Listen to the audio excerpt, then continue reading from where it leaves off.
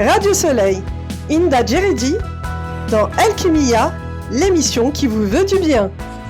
Alchimia, l'art de la transformation intérieure. Et si tu transformais ce que tu vis en force, en conscience, en lumière? Alchimia, c'est une émission dédiée à la santé, au bien-être, à l'éveil de la conscience et à l'alchimie du cœur. Un espace pour ralentir, écouter ton corps, apaiser ton esprit et te reconnecter à l'essentiel. Alchimia, présenté par Djeredi Inda tous les jeudis et vendredis de 9h à 10h sur Radio Soleil. Bonjour et bienvenue dans Alchimia sur Radio Soleil, l'alchimie du cœur, du corps et de l'âme. Alchimia est une émission de santé, de bien-être et d'éveil de la conscience. Ici, chaque semaine, tous les jeudis et vendredis de 9h à 10h, nous explorons ensemble les chemins de la transformation. Mieux comprendre notre corps, apaiser notre esprit, nourrir notre énergie et ouvrir de nouvelles portes en nous. Je suis Djeredi Inda, naturopathe et coach en gestion de stress. Je vous accompagne pour métamorphoser votre quotidien en douceur, en profondeur et avec bienveillance. Installez-vous, respirez. Votre transformation commence maintenant. Aujourd'hui, dans Alchimia, nous avons l'honneur d'accueillir le docteur Moaz Ben Ali, cancérologue expert en recherche clinique et développement de médicaments anticancéreux, chercheur et président scientifique du programme Africa Medical Conference Tour. Docteur, merci d'être avec nous pour partager votre vision de la médecine, de la prévention et de la transformation intérieure. Bonjour Inda, merci pour votre invitation, merci à Radio Soleil. Et j'espère qu'on sera aujourd'hui bénéfique et on aura une valeur ajoutée à vous, spectateurs. Bien sûr. Alors, docteur Moaz Ben Ali, pouvez-vous nous parler de votre parcours? Qu'est-ce qui vous a conduit à la cancérologie et à la recherche clinique? C'est une bonne question, ça. Hein? C'est une excellente question, Enda. Vous que connaissez mon histoire, donc j'ai quitté mon pays natal et j'ai venu... Donc, qui est la Tunisie, hein? Qui est la Tunisie. J'ai venu en France. C'était dans le but de continuer mes études. Ouais. J'étais à la fac médecine Kremlin-Bicêtre en doctorat de cancérologie. Lorsque moi-même j'étais atteint d'un cancer. Ouais. Et lorsque j'ai vu l'impuissance de mes professeurs face à cette maladie, ouais. J'ai décidé de faire quelque chose. Donc j'ai pris la maladie pour comme un challenge. Et c'était pas que pour moi. C'était premièrement, il faut dire la vérité, à l'époque, je viens d'avoir un enfant. Ouais. Et donc, il était bébé et je devrais faire quelque chose pour lui. Ouais. Et après, c'était pour l'humanité. Et troisièmement, c'était pour mes professeurs que je les vois impuissants. D'accord. Je dois faire autre chose que pratique médicale ou prise en charge de la maladie. Autre chose qui va au-delà de ça. Et c'était le développement de médicaments et le développement de protocoles de prise en charge. C'est là où la maladie ça a été le déclic, en fait. Ouais, voilà, est-ce que vous avez été soutenu à ce moment-là? Et il faut dire la vérité, à cette époque, il y avait beaucoup de lacunes, surtout de notre communauté, qui n'était pas encore naturalisée français. D'accord. Et avec un titre de séjour, il y avait beaucoup de difficultés de trouver des soutiens. Et comme étudiant, peut-être moi-même, j'étais un tout petit peu réservé. Il n'y avait pas d'accompagnement, ni organisé par des institutions, ni aussi par la communauté ou autres. D'accord. Et deuxièmement, il faut dire la vérité, à cette époque, la cancérologie, c'était pas aussi développé que on avait peur aussi du mot cancer. Le mot cancer fait peur, hein. Oui, je peux vous dire et vous confirmer qu'à cette époque, même les services d'oncologie, c'était en sous-sol. C'est pas que la radiothérapie, donc il y avait pas beaucoup de choses. On avait que la chimio cytotoxique de l'époque. Ouais. Donc et la chimio cytotoxique, donc son nom l'indique, c'était plus de toxicité que autre chose. Donc et vraiment les professionnels de santé, ils étaient en besoin d'innovation, ils étaient en besoin de nouvelles approches thérapeutiques pour qu'ils puissent faire face et aider vraiment des patients et s'aider eux-mêmes, car un médecin ou un professionnel de santé qui n'a pas quelque chose à proposer à son patient, lui-même il se sent touché, il se sent impuissant. Donc voilà mon histoire avec le cancer. Mais docteur Moaz Ben Ali, comment vous faites pour trouver justement les idées de protocoles? Quand vous avez vu l'impuissance de vos professeurs, comment ça vient? Est-ce que c'est par les recherches, à travers les livres? Est-ce que c'est des intuitions? Est-ce que justement vous avez ce sixième sens? Et il faut dire la vérité, c'est toujours, j'ai ce type de questions même parmi mes collègues. Vous savez que je travaille à l'international dans différents pays au monde. J'étais toujours global dans les plus grandes institutions de recherche, que ce soit académique que ce soit privé, les laboratoires pharmaceutiques, et j'ai dirigé pas mal les plus grands dans ce domaine. La vérité, pour moi, j'étais assoiffé de connaissances et de sciences. C'est ça. Et je suis étudiant éternel jusqu'à maintenant. Je suis quelqu'un qui cherche donc le savoir partout et chez tout le monde aussi. Je peux apprendre d'un patient. C'est pas que de professeurs ou de chercheurs ou des savants. Donc, et la vérité, l'approche multidisciplinaire que j'ai développée, car moi je porte plusieurs autres diplômes, dont un PhD en biologie moléculaire, un diplôme d'ingénieur en biotechnologie, des statistiques. Donc, j'ai combiné plusieurs connaissances qui font qu'aujourd'hui, je développe beaucoup de protocoles et même qui parfois c'est pas dans ma spécialité directe et mes collègues et les gens qui sont du domaine, ils savent qu'à la fin, lorsqu'ils demandent mon avis, je peux avoir une valeur ajoutée et changer complètement un protocole de prise en charge. J'ai même de théorie, donc il faut lorsque j'ai eu l'occasion d'accompagner plusieurs révolutions dans le domaine du cancer, ça a commencé par la thérapie ciblée où j'ai accompagné et j'étais pas derrière, mais à partir de l'immunothérapie, les traitements personnalisés, et aujourd'hui, ce qu'on appelle precision medicine, donc médicaments de précision, j'ai sauté sur l'occasion, donc je suis parmi les pères fondateurs, ou le père fondateur vraiment, de la branche de médecine qui s'appelle aujourd'hui médecine de précision. Et mon école consiste à combiner aussi bien la prise en charge avec le développement. D'accord. Car j'ai remarqué, et ça c'est un point que je souhaite développer, j'ai remarqué que les médicaments qu'on développe, et j'étais parmi les acteurs majeurs dans ces développements, et j'ai travaillé dans les plus grandes boîtes qui mettent sur le marché des médicaments contre le cancer, les plus innovants et qui ont vraiment un impact sur la survie globale des patients et sur sa qualité de vie. J'ai remarqué que le prix était exorbitant et surtout ces prix-là, l'accès à ce type de soins n'est pas possible à des gens qui me ressemblent ou à mes origines africaines en général. Je parle pas que de mon origine tunisienne. Moi, je suis citoyen du monde et lorsqu'on développe un médicament, c'est un médicament pour le monde. Et là, je sens encore ma faiblesse lorsque je vois que des projets de recherche que j'ai menés moi-même ou des médicaments que j'ai développés moi-même, malheureusement, ils sont pas vendus ou ils peuvent pas être accessibles. À cause du coût. À cause du coût. Et dès là, j'ai sauté sur l'occasion, j'ai dit pourquoi pas, je donne pas la possibilité aux centres hospitaliers, ce que j'appelle moi centre de référence, car c'est pas tous les centres hospitaliers qui ont un rôle dans les développements. Bien sûr. Donc, et aux médecins, si on le va upgrader au niveau d'investigateurs, mais aussi au niveau des chercheurs, pourquoi pas donner les outils et la possibilité de combiner aussi bien la prise en charge de la maladie avec le développement clinique. Et c'est de là où cette notion de médecine de précision, il faut dire la vérité, maintenant sur Internet, on voit plusieurs définitions, mais ma propre définition, c'est de combiner les deux approches. Ça veut dire de traiter d'une façon personnalisée dans le cadre d'un protocole personnalisé qui est créé sur mesure pour les patients. Et c'est ça la médecine de précision que je vois aujourd'hui, que combine plusieurs technologies aussi. Il faut dire la vérité, que la santé aujourd'hui, on peut rêver de l'homme éternel avec tout ce qu'il y a comme développement technologique. Il faut dire la vérité aussi que la médecine n'était jamais développée sur les notions et les définitions. C'est les théories depuis Hippocrate sont les mêmes. Bien sûr. Mais la santé, car la médecine c'est un maillon dans une grande chaîne qui s'appelle santé, la santé, elle pourra bénéficier énormément des développements technologiques que l'humain a. Et la santé a été toujours développée. Donc, lorsqu'on parle de santé, c'est garder l'être humain en bonne santé et travailler sur l'espérance de vie et les prolonger pour atteindre l'éternité. Le rêve de l'humain, c'est d'être un être éternel.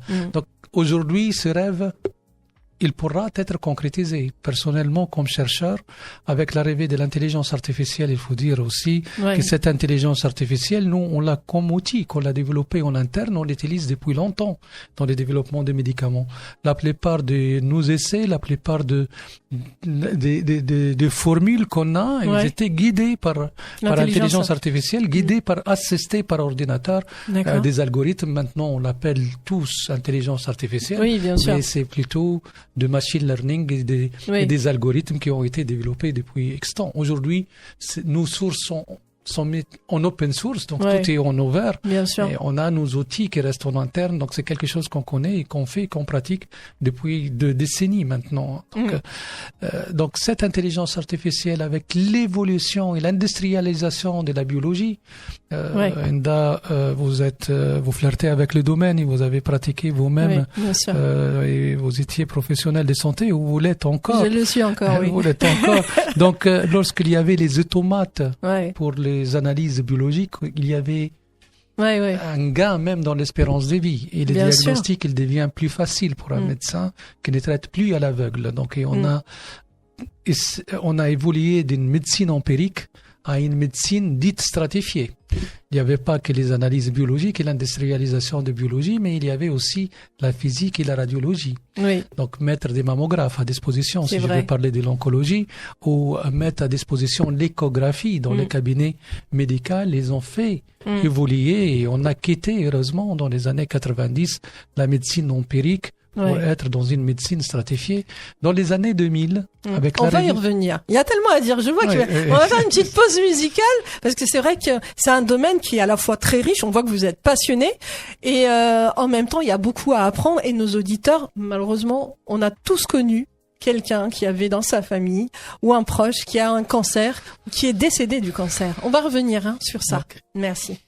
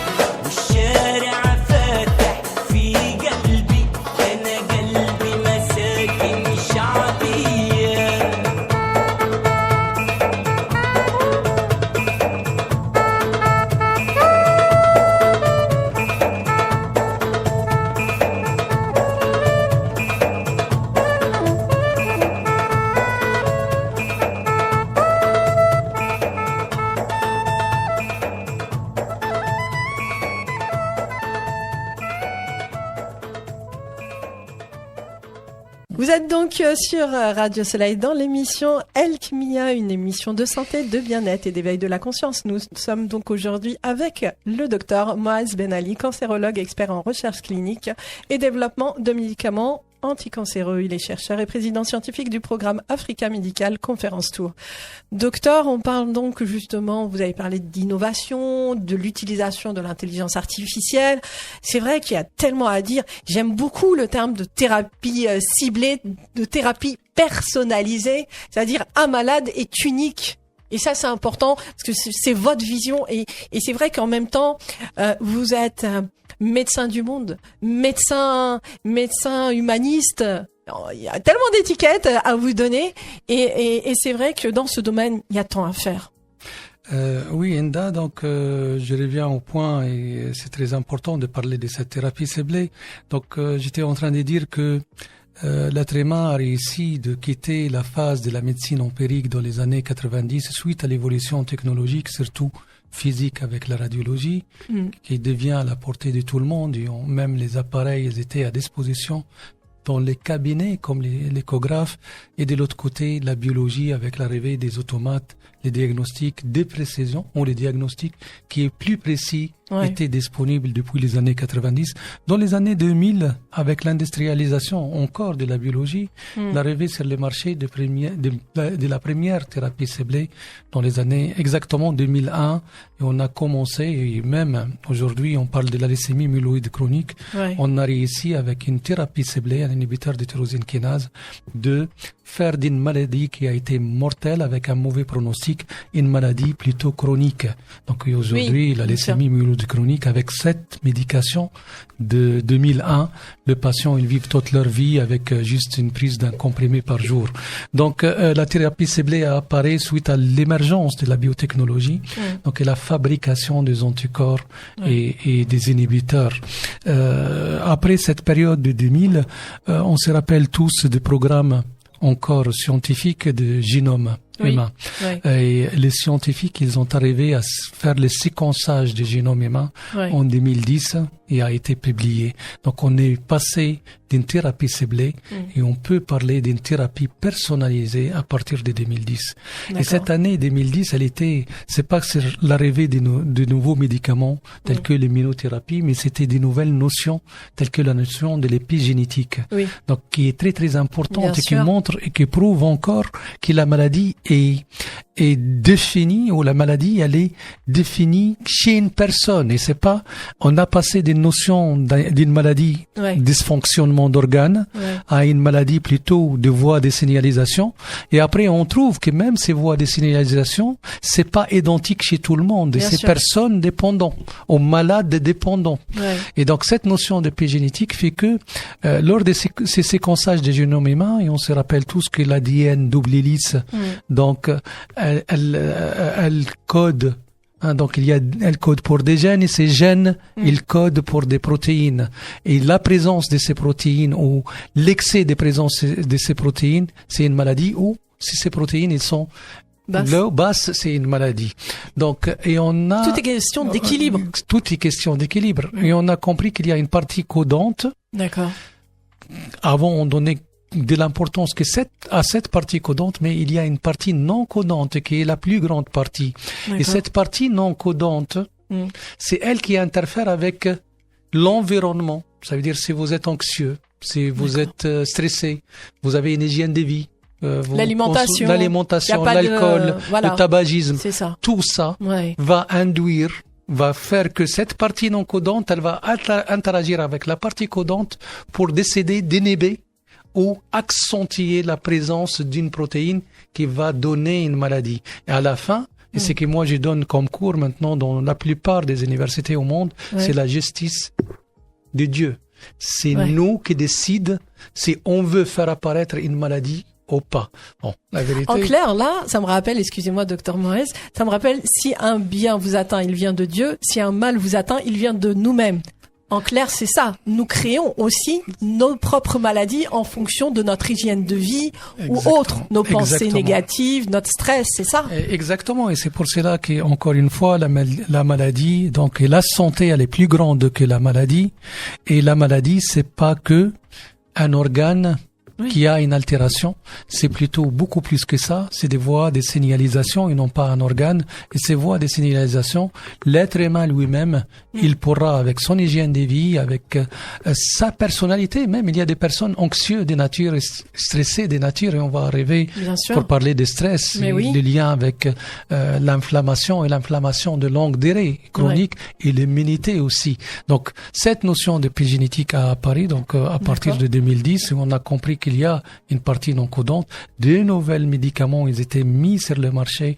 La plupart, heureusement, j'ai de la chance d'accompagner toute cette révolution. Donc, l'immunothérapie des checkpoint inhibiteurs, ce qu'on appelle checkpoint inhibiteurs, mais pas que. Donc, on a compris que même l'immunité, elle n'est pas basée que sur les lymphocytes T ou sur les anticorps, mais d'autres choses. Et encore une fois, l'épigénétique a un rôle, l'hygiène de vie a un rôle dans ces histoires. Et on connaît tous en oncologie, si je reviens à l'oncologie, en oncologie, les facteurs de risque de cancer ont été identifiés. Parmi ces facteurs de risque, le stress, le tabagisme, l'alcool, le perturbateur endocrinien.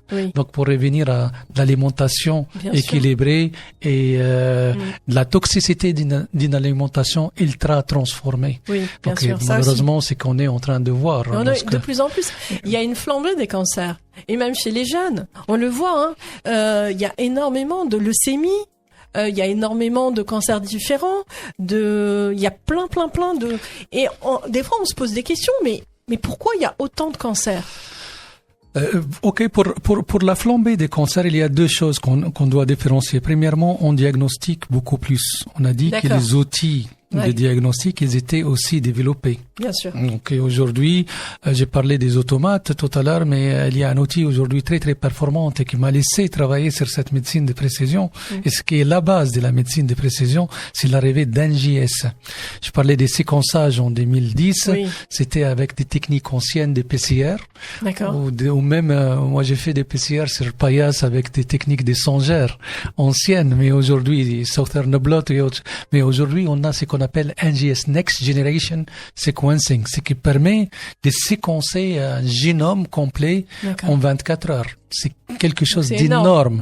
Et les données qu'on a de ces séquençages, c'est aussi énorme, et c'est pour cela on a parlé de l'intelligence artificielle et la bioinformatique. Donc l'intelligence artificielle nous guide, nous aide pour décrypter les nombres de données qu'on a collectées des génomes humains. Donc ces outils-là, ils ont aidé à faire des diagnostics rapidement. Et poser des diagnostics rapides, et c'est pour cela qu'on a un flambé, car on diagnostique beaucoup plus.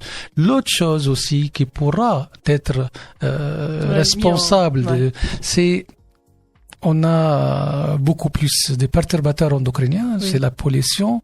On a beaucoup plus je peux vous dire, il y a des statistiques qui ont apparu 2 mois en arrière dans un journal scientifique qui s'appelle Lancet, donc on utilise nous comme référence en médecine, qui parle des maladies telles que le cancer colorectal, qu'on commence à les diagnostiquer chez les patients jeunes. On a de plus en plus de patients jeunes. C'était une maladie, même les diagnostics, la prévention en France pour ce cancer, on fait des coloscopies à partir de 50 ans. Maintenant, on voit une population de patients jeunes à partir de 27-30 ans qui ont ce cancer, et en plus le cancer colorectal qui est de mauvais pronostics, ce qu'on appelle MSS, donc qui n'ont pas une mutation microsatellitaire dans leur chromosome. Donc, et ça, c'est dû à 100% à l'alimentation, à la sédentarité. Donc l'équilibre, mauvaise hygiène de vie. Mauvaise hygiène de vie. On va y revenir, docteur Moaz Ben Ali. On va faire une petite pause musicale et on revient justement pour parler de cette hygiène de vie. OK.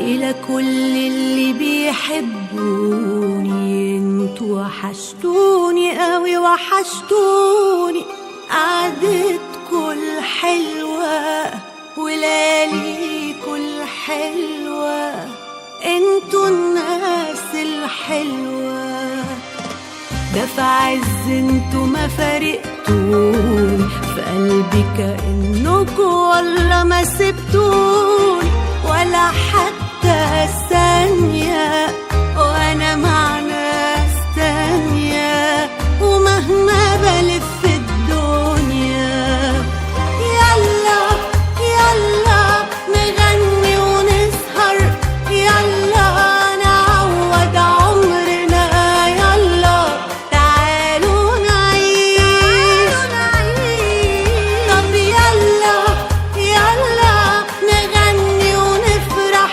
يلا دي الثانية اللي تعدي دي والله بتروح ما تجيش يلا يلا وحشتوني والله والله وعايزة احضنكم والله لا ما تسيبونيش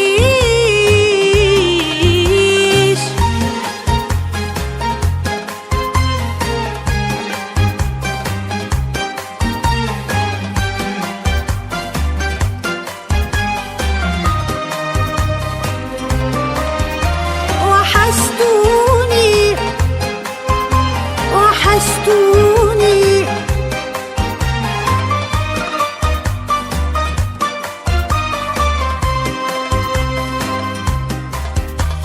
ياما وانا فرحانة فرحتولي من قلبك وفي زعلي زعلتولي وكلامكم ليا فادني وأثر فيا حضنكوا ده الحنية أحلى حاجة في الدنيا انتوا في القلب انتوا يا غاليين سكنتوا بتطبطبوا عليا وانا لو يعني عليا ايوه اديتوا عينيا يلا يلا نغني ونسهر يلا نعوض عمرنا يلا تعالوا نعيش يلا يلا نغني ونفرح يلا دي الثانية اللي تعدي دي والله بتروح ما تجيش يلا يلا وحشتوني والله والله ونفسي احضنكم دلوقتي وما تسيبونيش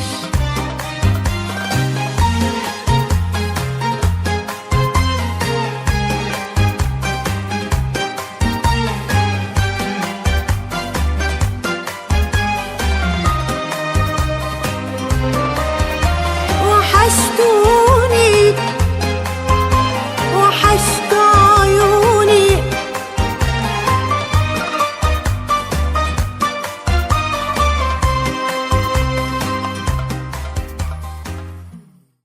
Vous êtes sur Radio Soleil dans votre émission Alchimia, une émission de santé, de bien-être et d'éveil de la conscience. Nous sommes donc avec le docteur Moez Ben Ali, qui est cancérologue, expert en recherche clinique et développement de médicaments anticancéreux. Il est chercheur et président scientifique du programme Africa Medical Conference Tour. Docteur, on a parlé justement de cette envolée de cancer. On parle justement aussi d'alimentation qui augmente ce risque de cancer. On a parlé d'hygiène de vie. Alors, quand on parle d'hygiène de vie, pour vous, en tant que cancérologue, qu'est-ce que ça veut dire ?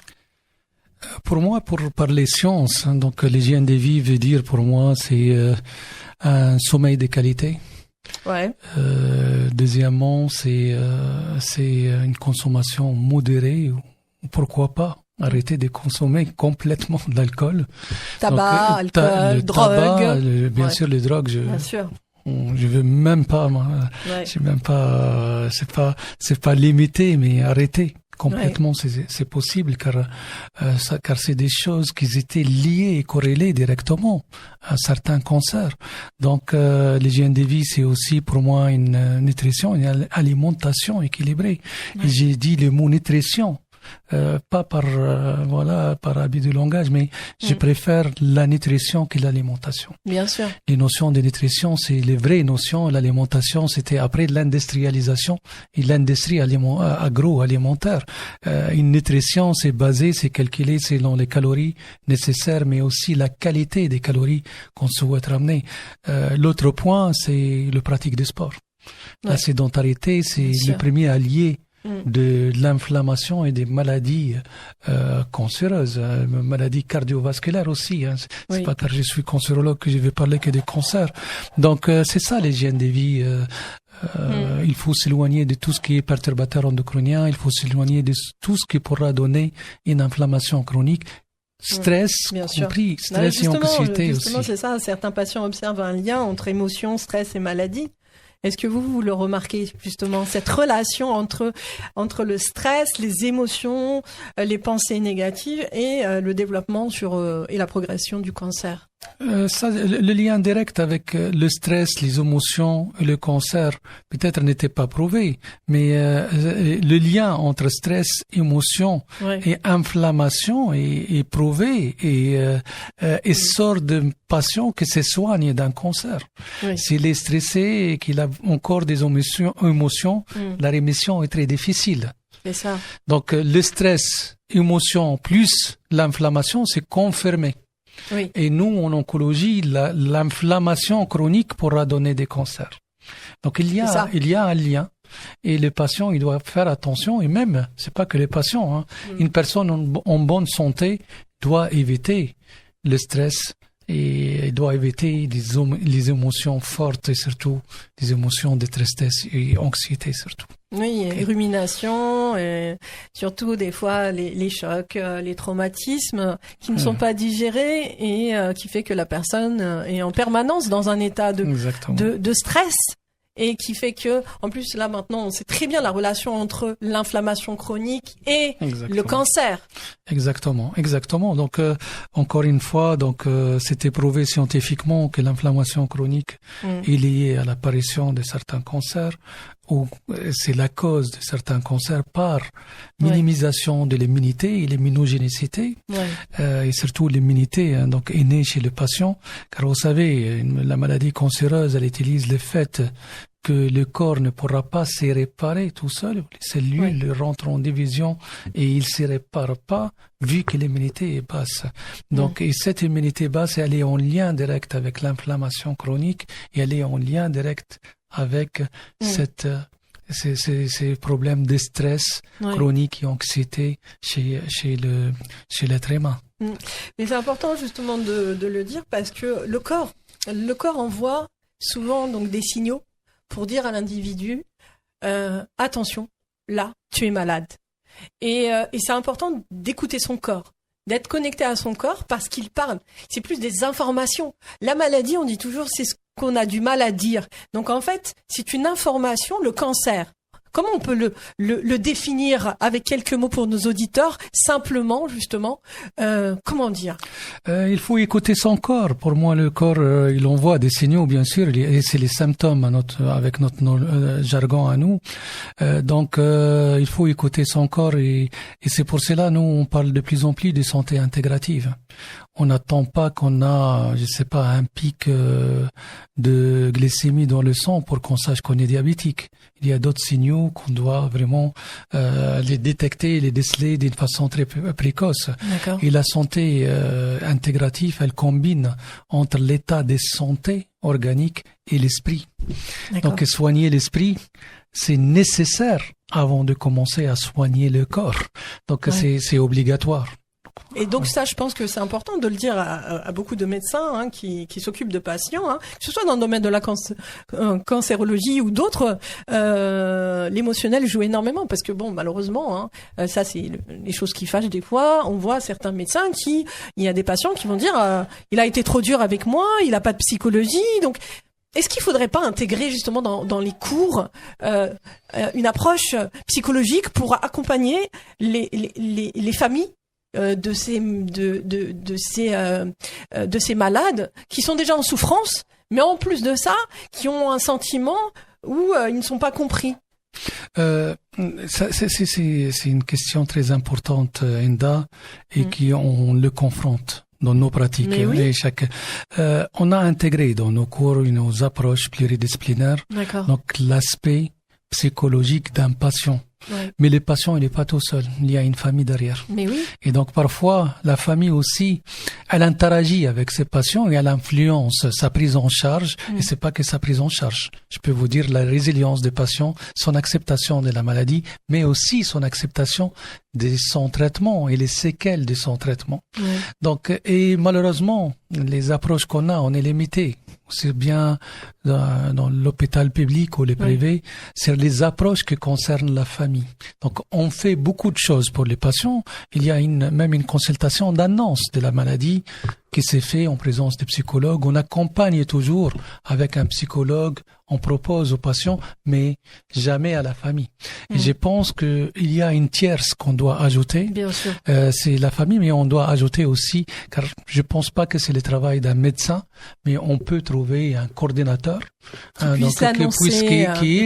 qui flirte avec les professionnels de santé et qui pourra être lui-même professionnel de santé, car il aura accès aux données de santé de personnes, mais qui peuvent accompagner dans d'autres pays. Vous savez, moi, je travaille dans différents pays, dans des pays nordiques ou même aux États-Unis, on trouve ces coordinateurs de soins et des cabinets de coordinateurs qui peuvent s'occuper.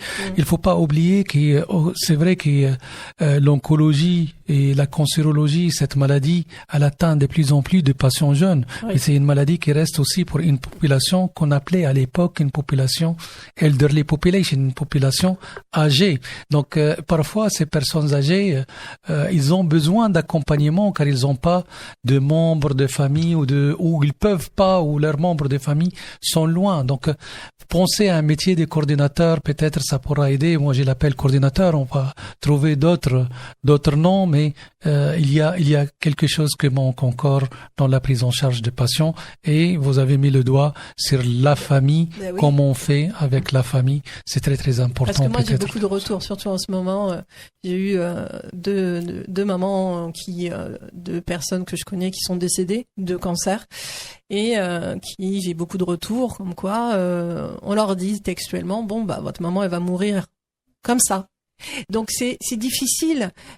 Après, je sais que le médecin doit se protéger aussi et qu'il peut pas non plus porter le fardeau de tous les malades et toutes les familles mais il y a des manières aussi où la famille a besoin, parce que dans le processus de deuil, quand il y a un malade qui meurt d'un cancer ou autre maladie, dans le processus de deuil, il y a aussi un processus d'acceptation et la plupart ils sont beaucoup dans le déni parce que c'est difficile de voir un être cher partir et ils ont besoin d'empathie, de compassion.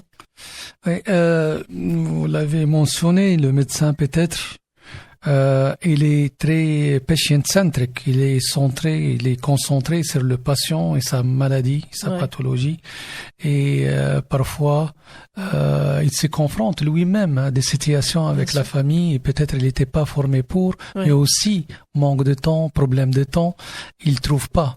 Et l'autre point, c'est le point qui m'a fait virer vers le développement clinique, recherche clinique, développer des protocoles et des médicaments. C'est aussi lorsque tu es devant un arsenal thérapeutique limité.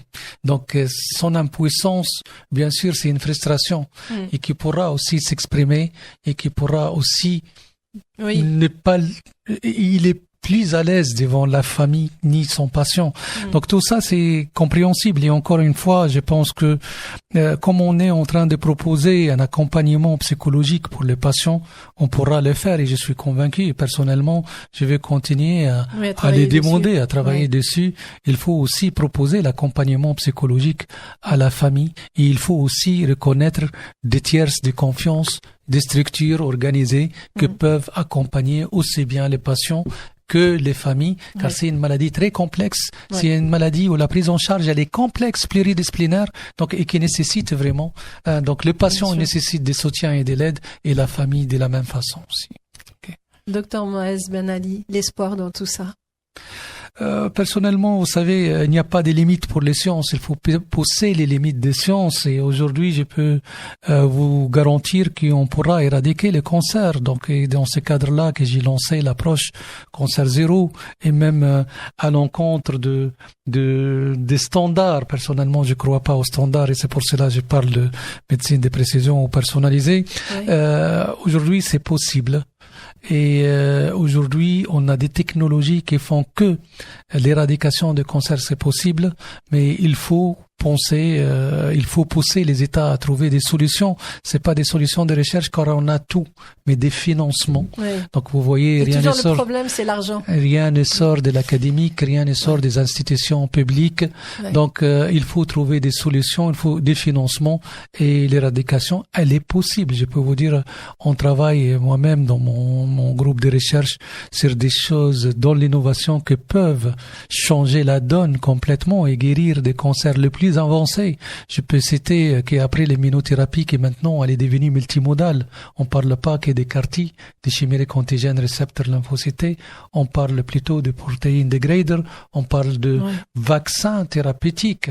Et ça, c'est une innovation. C'est pas que des vaccins préventifs, mais c'est des vaccins thérapeutiques qui sont fabriqués sur mesure pour les patients, quelle que soit l'évolution de son cancer, quel que soit le stade de son cancer, et on pourra, et c'est curatif, et non pas juste pour ajouter quelques années. On est en train de penser d'ajouter une vie aux années. C'est pas que ajouter des années. Et le rêve de l'homme éternel est possible. Aujourd'hui, on parle d'intelligence artificielle, on parle de chirurgie robotique, et on parle de chirurgie robotique sans l'intervention de l'humain. Et on parle de diagnostic, suivi à distance, avatar pour les citoyens qui prennent en considération cette santé intégrative. On a parlé d'hygiène de vie, on a parlé de santé de l'esprit. Donc tout ça aujourd'hui, avec la technologie que les mains disposent aujourd'hui, on pourra gagner beaucoup dans l'espérance de vie. On pourra éradiquer des maladies et des maladies complexes telles que le cancer. Et on pourra économiser beaucoup d'argent à la sécurité sociale. Parce que s'il y a ce vaccin, en fait, thérapeutique, en clair, si j'ai bien compris, ce serait un vaccin thérapeutique qui va cibler les cellules cancéreuses sans toucher les cellules saines. Et les plus importants, c'est des vaccins thérapeutiques qui vont l'aider à la guérison. C'est ça. Et non pas au traitement. Le traitement tout court, il va ajouter quelques années. Et parfois, pas avec une très bonne ou pas avec... Parce qu'il y a quand même pas mal d'effets avec secondaires. Une qualité de vie optimale. Mais lorsqu'on parle de guérison, ça veut dire on atteint une guérison, même si on a quelques séquelles. Et ça change complètement. Et je vous ai dit qu'avec la technologie d'aujourd'hui, tout ce qu'on développe aujourd'hui comme technologie, encore une fois, c'est pas la médecine qui évolue, c'est la technologie. Avec tout ce qu'on a, on peut espérer éradiquer. Et c'est pas un rêve d'éradiquer. Il y a des travaux concrets. Et c'est pour cela, j'incite l'OMS, si elle doit continuer à exister, car je pense qu'on a besoin de nouvelles institutions qui sont plus adaptées à notre époque, à nous. Car cette OMS a été créée après une deuxième guerre mondiale. Je pense que les objectifs, ils étaient différents. Éradiquer des pandémies. Aujourd'hui, l'être humain, il pourra espérer d'éradiquer des maladies complexes organiques telles que le cancer, et c'est possible avec les technologies qu'on a. Donc, il faut penser à des institutions qui trouveront des solutions, des financements. Je suis pas là pour blâmer des laboratoires pharmaceutiques, mais je pense laisser tout sur le charge des laboratoires pharmaceutiques, on pourra avoir des aberrations. D'où l'importance justement d'avoir des financements pour pouvoir promouvoir ces vaccins thérapeutiques curatifs. Parce que ça, c'est important justement de pouvoir le mettre sur le marché. Exactement. Aujourd'hui, il y a des développements très avancés et on aura le premier vaccin thérapeutique approuvé d'ici peu. Mais encore une fois, le problème des pharmacoéconomies, que je suis très sensible. Donc pour ces problèmes vit mes origines africaines et je pense toujours aux patients démunis. Donc si on va laisser ces vaccins thérapeutiques mis sur le marché et l'accès c'est pour une population privilégiée, on n'a rien fait. Je pense si on veut éradiquer une maladie, il faut penser à tout le monde et aux populations les plus démunies. Ça, c'est important que ce soit accessible à tous. Exactement. Ça, je pense que vous avez toujours été un rêveur et un idéaliste. Et c'est ce qui fait votre grandeur de chercheur et de médecin, parce que avant tout, je pense que vous avez cette âme humaniste qui vous pousse à faire toujours plus pour les autres, et ça, c'est tout à votre honneur. Et je pense que il est important, si vous aviez un message à transmettre, parce que là c'est bientôt, ça y est, la fin de notre émission, il y a tellement à dire, mais si vous aviez un message à transmettre aux patients et aussi à leurs proches qui nous écoutent, ceux qui souffrent de cancer, ce serait lequel? Premièrement, les patients, ils doivent faire confiance à la science, aux sciences, car aujourd'hui, on est en train de développer beaucoup de choses. L'espoir, il existe, donc on pourra guérir des cancers, c'est des facts, c'est des réalités. Il faut croire. Il faut accepter déjà sa maladie et accepter les traitements et faire confiance à ces professionnels de santé et au développement scientifique. Aux familles de ne pas considérer les patients cancéreux comme un être mort non enterré. Ça fait mal, personnellement, je l'ai vécu. Donc, il n'est pas un mort non enterré. Remettez-lui de l'espoir. Il faut avoir vous-même de l'espoir, car la guérison est possible. Je peux vous donner des chiffres. Dans le cas de cancer des seins, on guérit presque 90% de patients de cancer des seins. On guérit énormément de patients avec cancer des thyroïdes. On guérit plein de leucémies. On guérit, j'étais en train de parler de la leucémie myeloïde chronique. Donc, on guérit pas mal de cancers. La guérison est possible. L'éradication est possible. Il faut toujours garder espoir et se battre. C'est tout. Justement, parlant d'espoir, si vous deviez résumer votre vision de la santé et du bien-être en une seule phrase. En une seule phrase, peut-être c'est difficile, mais je peux vous dire la vérité. Je rêve d'une santé qui est entre les mains des patients. Où le patient, il sera lui-même l'acteur majeur. Et une santé sans des temples de pierre qu'on a appelés hôpital et sans blouse blanche. Et c'est possible avec la technologie aujourd'hui. Chacun peut être son propre médecin.